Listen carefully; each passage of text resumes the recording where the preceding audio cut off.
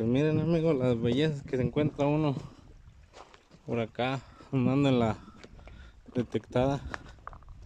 Aquí este chorrito de agua, miren.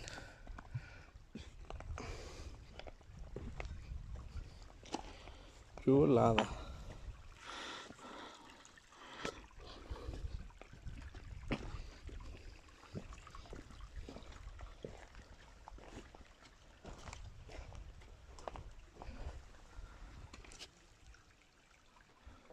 Seguimos.